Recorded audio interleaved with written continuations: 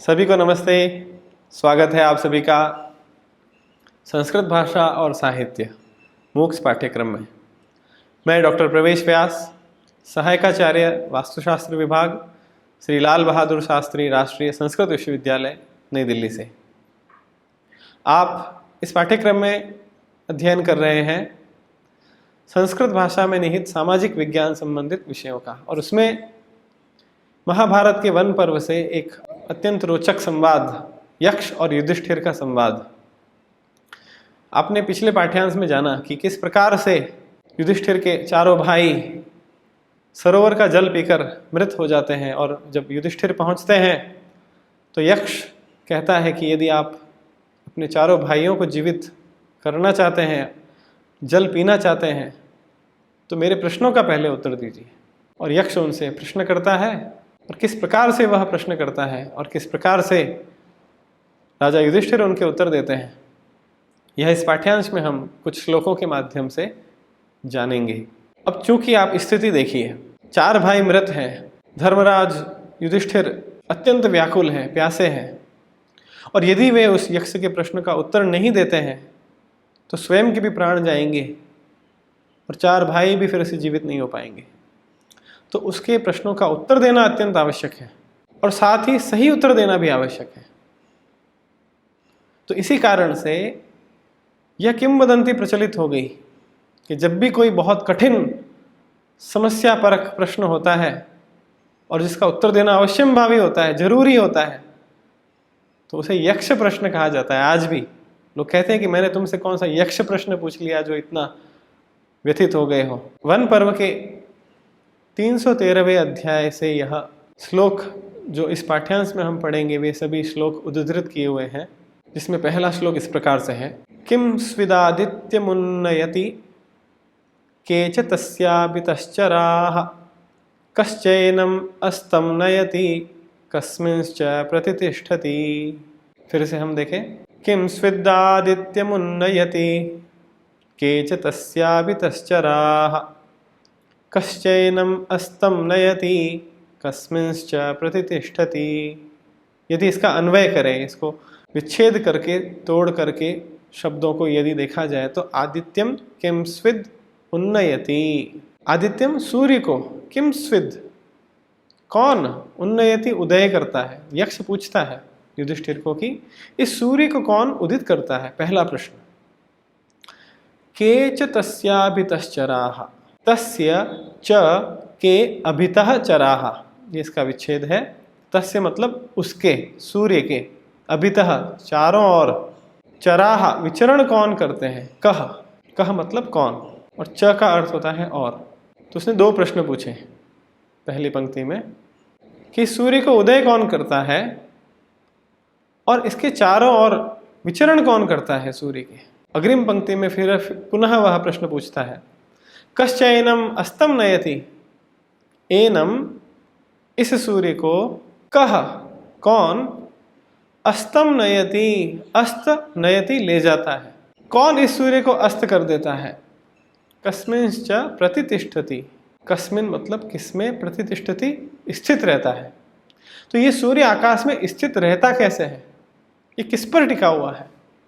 तो इस प्रकार से इस श्लोक में यक्ष युधिष्ठिर से चार प्रश्न पूछता है कि कौन सी ऐसी शक्ति है जो क्षितिज में सूर्य को उदय करती है, आकाश में ऊपर ले जाती है, और इस सूर्य के चारों ओर कौन विचरण करता है, और सूर्य को अस्त कौन करता है।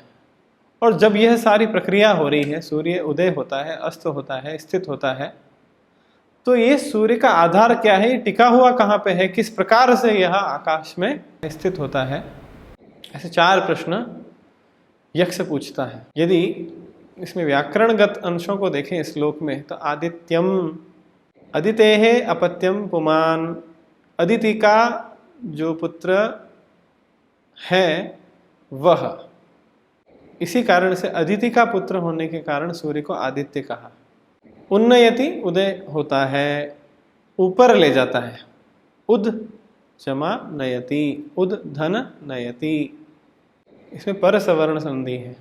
तस्याभितश्चराः, तस्य अभितः चराः, तस्य उसके अभितः चारों ओर चराः चलने वाला, यह भी संधि है। कश्चन, कह जमा च, तो कह का विसर्ग सकार में परिवर्तित होता है कश्च, इसमें विसर्ग संधि है। और कश्चैनम, कश्च जमा एनम, यहाँ पर वृद्धि संधि है। तो यक्ष ने मूल रूप से सूर्य से संबंधित प्रश्न किए हैं। ऐसा कह सकते हैं कि एक प्रश्न में 4 उप प्रश्न किए हैं। यदि हम इस श्लोक को फिर से उच्चारण करें, किम स्विद आदित्यमुन्नयति केच तस्याभितश्चराः कश्चैनम अस्तम नयति कस्मिंश्च प्रतितिष्ठति। और इसका उत्तर अग्रिम श्लोक में राजा युधिष्ठिर देते हैं। इस प्रकार से यक्ष युधिष्ठिर को सूर्य से संबंधित 4 प्रश्न पूछते हैं और उनका उत्तर युधिष्ठिर इस प्रकार से देते हैं। ब्रह्मादित्यम उन्नयति देवास्तस्याभितश्चराः धर्मश्चास्तं नयति सत्ये च प्रतितिष्ठति। फिर से देखें, ब्रह्मादित्यम उन्नयति देवास्तस्याभितश्चराः धर्मश्चास्तं नयति सत्ये च प्रतितिष्ठति। ब्रह्म आदित्यम उन्नयति, पहले प्रश्न का उत्तर देते हैं। ब्रह्म अर्थात परमात्मा स्वयं, आदित्यम सूर्य को उन्नयति उदय करते हैं।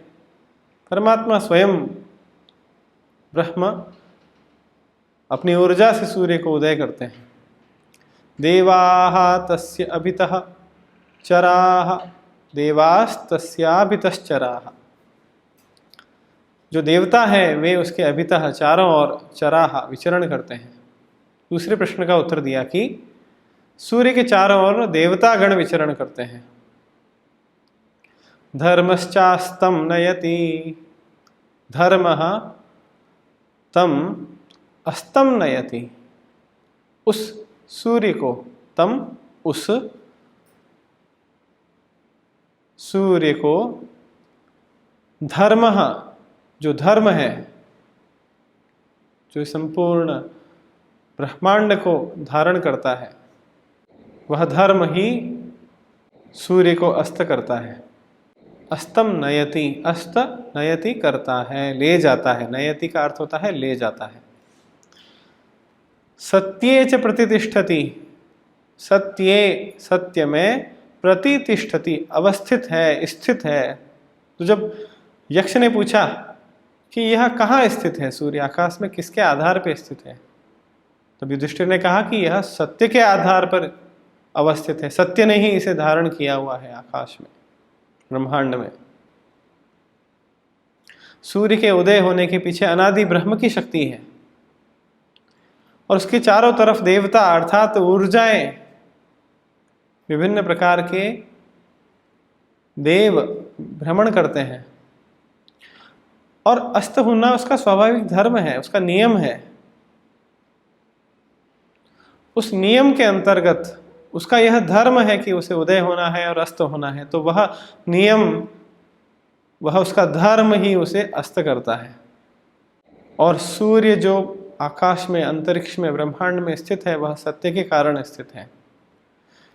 यह उसकी प्रकृति की सत्यता है, वह सत्य है, ऋत है, जिसके कारण वह इस आकाश में सर्वदा ब्रह्मांड में स्थित रहता है। इस प्रकार से यक्ष के 4 प्रश्नों का सटीक उत्तर धर्मराज युधिष्ठिर देते हैं। और इनके इन उत्तरों में केवल आध्यात्मिक आस्था नहीं है, अपितु प्राकृतिक और वैज्ञानिक तथ्य भी समाहित है। आज भी यदि आप वैज्ञानिकों को पूछें, ब्रह्मांड वेत्ताओं को पूछें कि ये ब्रह्मांड कैसे स्थित है, सारे ग्रह पिंड कैसे इस ब्रह्मांड में स्थित हैं, तो निश्चित कोई उत्तर नहीं पता है।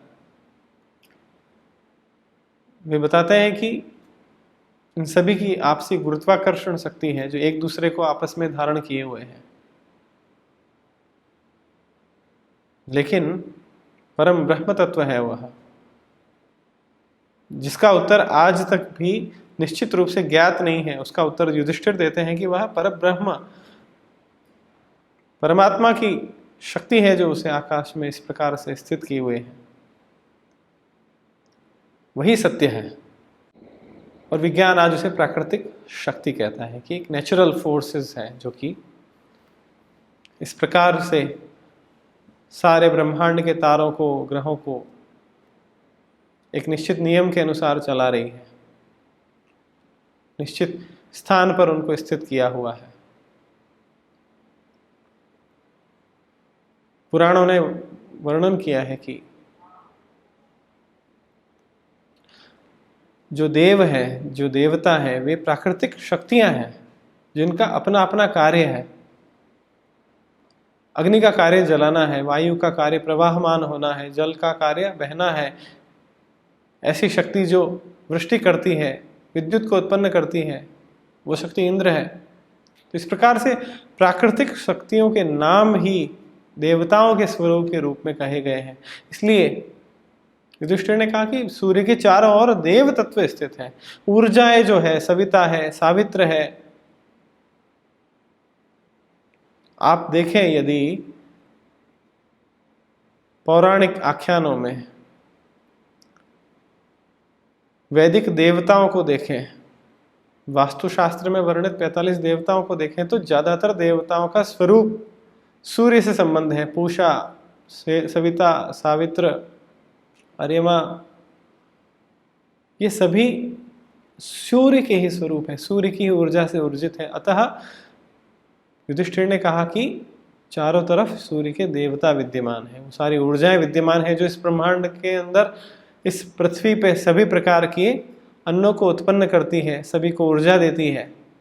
वे ही देव शक्तियां हैं जो सूर्य से आकर यहाँ पर जीवन को उत्पन्न करती है। सूर्य ही इस जगत की आत्मा है। सूर्य आत्मा जगतस्तस्तु कस्य, ऐसा वैदिक वचन कहता है कि सूर्य की ऊर्जा से ही यह चर, अचर, जड़ या फिर चर सभी प्रकार के पदार्थों की ऊर्जा का मूल स्रोत सूर्य है। और वह विभिन्न प्रकार के ऊर्जा माध्यमों से, जिन्हें हम देवता कह सकते हैं, उन ऊर्जा माध्यमों से वह विश्व का कल्याण करता है, जीव की उत्पत्ति करता है, जीवन को चलाता है। उसकी अधिक मात्रा होने से भी सब कुछ विनष्ट हो सकता है, और सूर्य का नहीं होना भी जीवन को विनष्ट कर सकता है।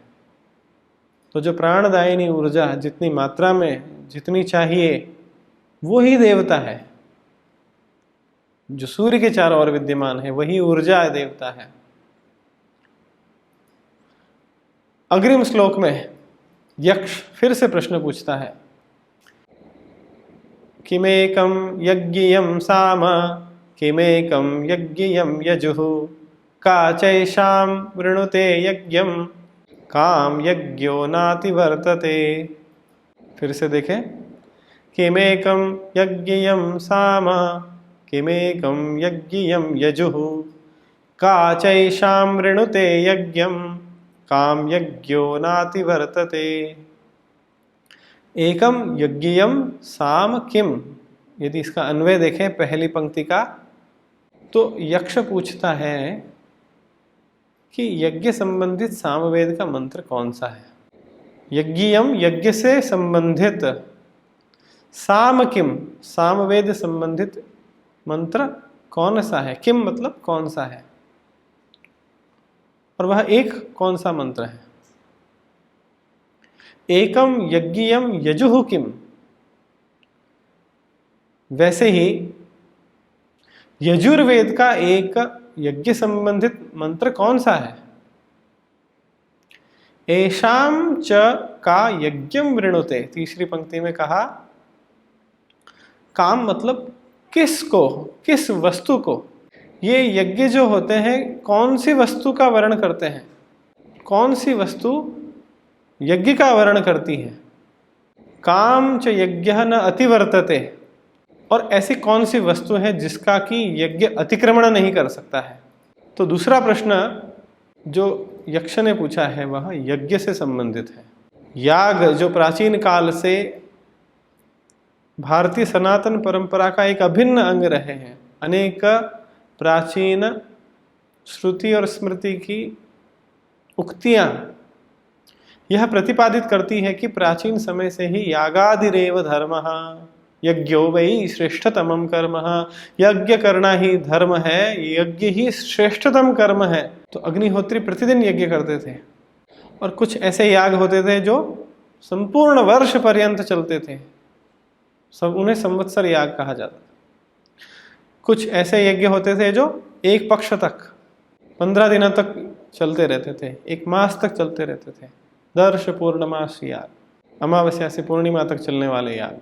तो उन यज्ञों के विधान के लिए कहा जाता है कि मंत्रों की प्रवृत्ति हुई है और वे मंत्र इन वेदों में संकलित किए गए।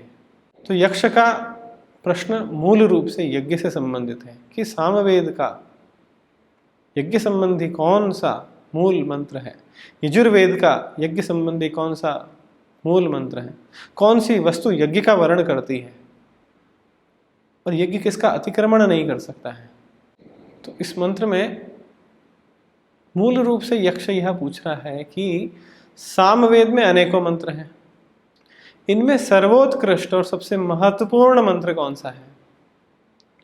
वैसे ही यजुर्वेद में भी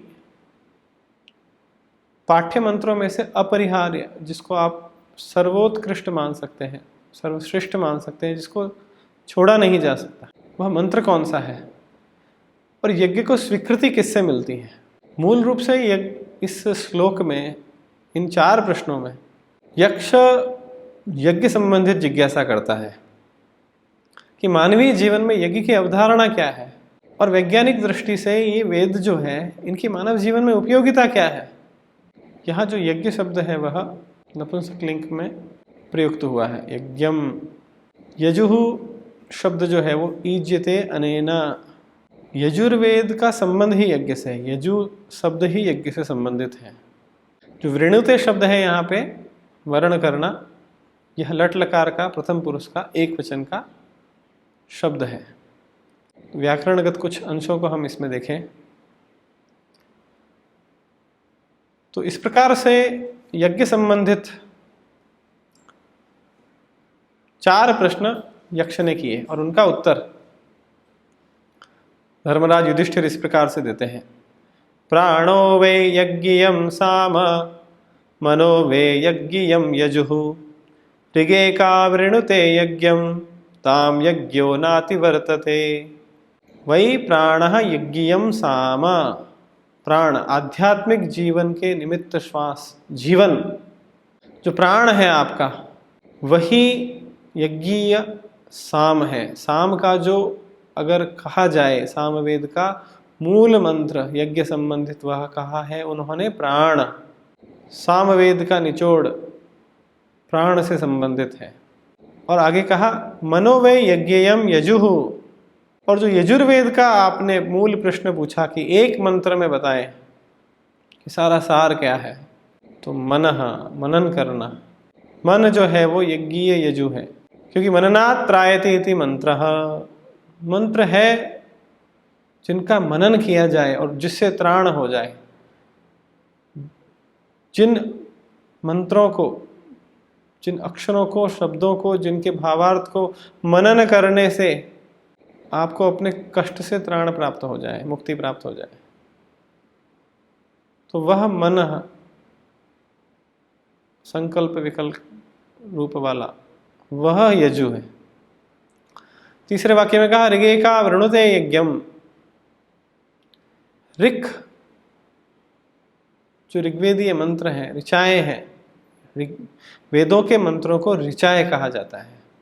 तो यज्ञ, ऋचा ही यज्ञ का वर्ण करती है, एकमात्र ऋचाएं हैं जो यज्ञ का वर्ण करती है। यह तीसरे प्रश्न का उत्तर दिया। बिना ऋचाओं के यज्ञ नहीं हो सकता है।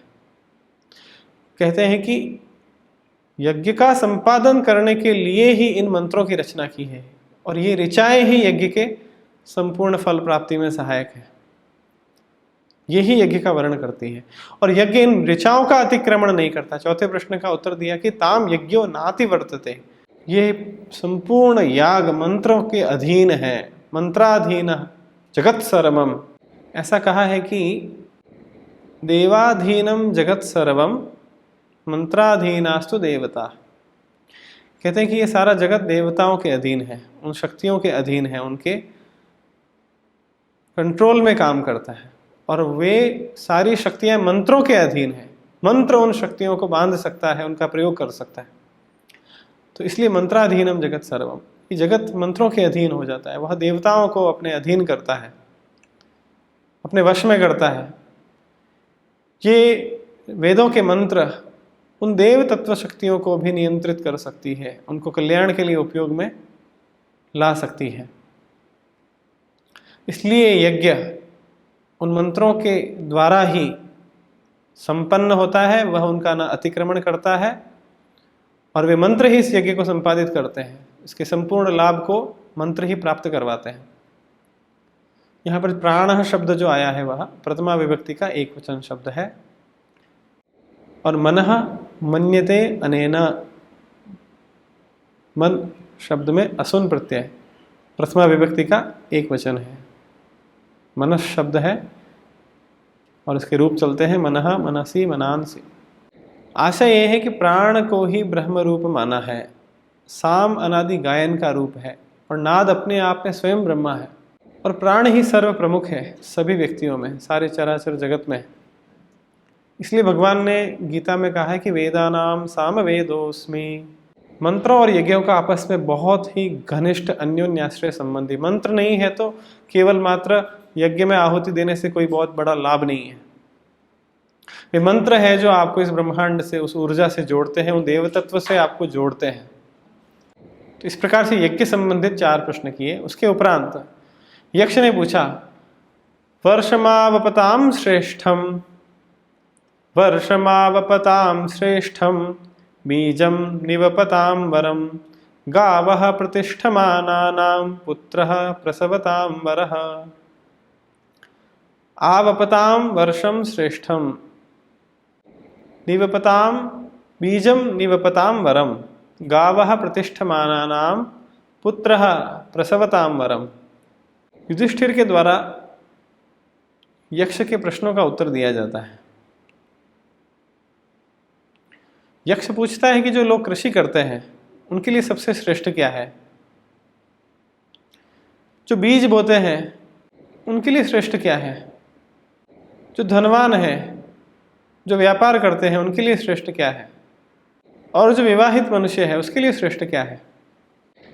तो उनका उत्तर देते हैं कि वर्षमावपताम श्रेष्ठम, कि जो लोग कृषि काम करते हैं उनके लिए वर्षा सबसे ज्यादा श्रेष्ठ है, बरसात होना उनके लिए सर्वोत्कृष्ट है। ये कृषि से संबंधित 4 प्रश्न पूछे। वपन क्रिया करने वाले हैं, जो खेत में काम करने वाले हैं, उनके लिए सबसे श्रेष्ठ वस्तु क्या है। तो वो कहते हैं निवपताम बीजम वरम, वपन क्रिया करने वालों के लिए बीज सबसे श्रेष्ठ होता है। और प्रतिष्ठा प्राप्त पुरुष जो है, सम्माननीय पुरुष हैं, जो धनवान पुरुष हैं, धनिक लोग हैं, उनके लिए श्रेष्ठ क्या है, काम क्या करना चाहिए उन्हें। बोले गावः प्रतिष्ठमानानां, जो प्रतिष्ठावान पुरुष है, धनिक पुरुष है, उनको गाय का पालन करना चाहिए, गौ की सेवा करनी चाहिए, वह उनके लिए सर्वश्रेष्ठ है। और जो वैवाहिक जीवन में व्यक्ति है उसके लिए पुत्रः प्रसवताम वरः, उसके लिए पुत्र सर्वश्रेष्ठ है। क्योंकि पुम नामक नरकात् त्रायते इति पुत्रः, कहते हैं कि पुम नामक नरक से त्राण दिलाने वाला पुत्र होता है। आपकी मृत्यु के उपरांत जो श्राद्ध तर्पण आदि संपूर्ण क्रियाएं होती है वह पुत्र करता है। तो कृषि संबंधित वस्तुओं को श्रेष्ठता दी है। वर्षा के बिना कृषि नहीं हो सकती, बीज नहीं बोया गया तो शस्य धान्य नहीं हो सकता। और गो तो साक्षात धन है, गाय को गोधन कहा है। प्राचीन काल में जितनी अधिक गाय जिसके पास होती थी वह उतना अधिक संपन्न हुआ करता था। और वैवाहिक व्यक्ति के लिए संतान की उत्पत्ति बहुत कल्याणकारी है, श्रेष्ठ है। महाभारत काल से ही गोपालन को सर्वोत्कृष्ट व्यवसाय माना जाता था। और आज भी वैज्ञानिक बताते हैं कि गाय के प्रत्येक अंग प्रत्यंग में आयुर्वेदिक गुण विद्यमान है। उसके मूत्र में, उसके गोबर में उसकी श्वास में मनुष्य के कल्याण करने की क्षमता है। और इसी कारण से ऐसे अनेक प्रसंग प्राप्त होते हैं वेदों में भी, महाभारत में भी, कि जब गायों का हरण कर लिया जाता था तो बड़े बड़े युद्ध हुआ करते थे उन गायों को छुड़वाने के लिए। वेदों में उल्लेख है कि गायों को बांध लिया था और इंद्र ने उन गायों को छुड़ाया था, उसका वृत्र का वध करके। इसके उपरांत अग्रिम श्लोक में यक्ष के कुछ और प्रश्न बताए गए। इंद्रियार्थान अनुभवन बुद्धिमान लोक पूजितः सम्मतः सर्वभूतानां उच्छ्वसनं को न जीवति। पुनः देखें, इंद्रियार्थान अनुभवन बुद्धिमान लोक पूजितः सम्मतः सर्वभूतानां उच्छ्वसनं को न जीवति। इंद्रियों के विषयों को, इंद्रियों के अर्थों को अनुभव करता हुआ बुद्धिमान लोक पूजितः, बुद्धिमान प्रज्ञावान मनुष्य जो कि संसार में पूजनीय हो, सम्माननीय हो, सम्मतः सर्वभूतानां उच्छ्वसनं को न जीवति। ऐसा माना गया है कि इंद्रियों के विषय, जैसे आँखों का विषय है देखना, सारी वस्तुएं जो आप देखते हैं वो इंद्रियों का विषय है।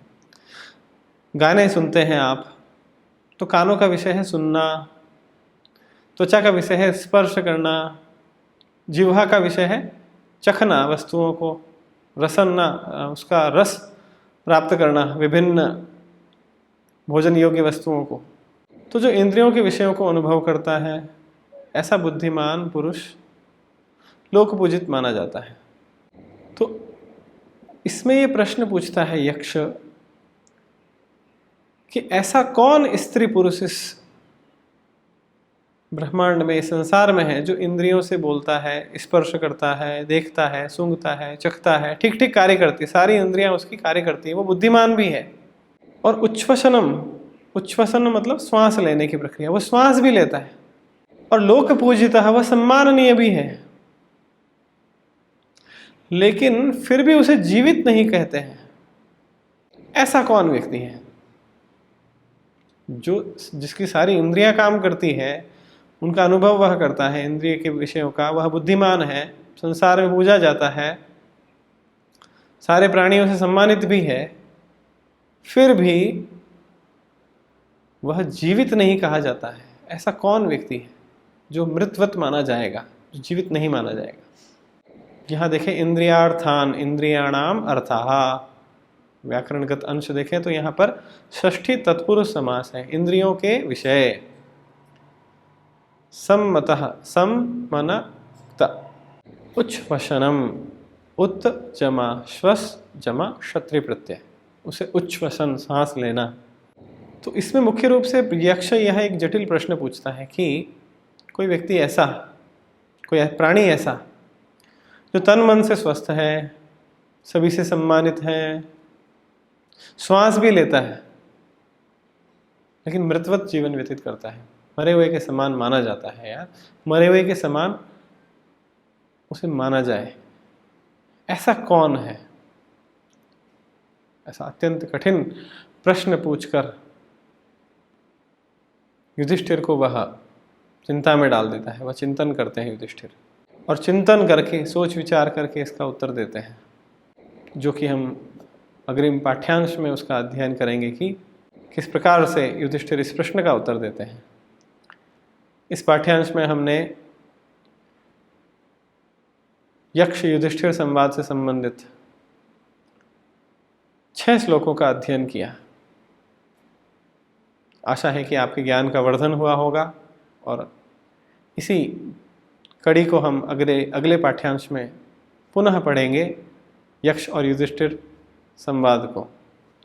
सभी को नमस्कार, धन्यवाद।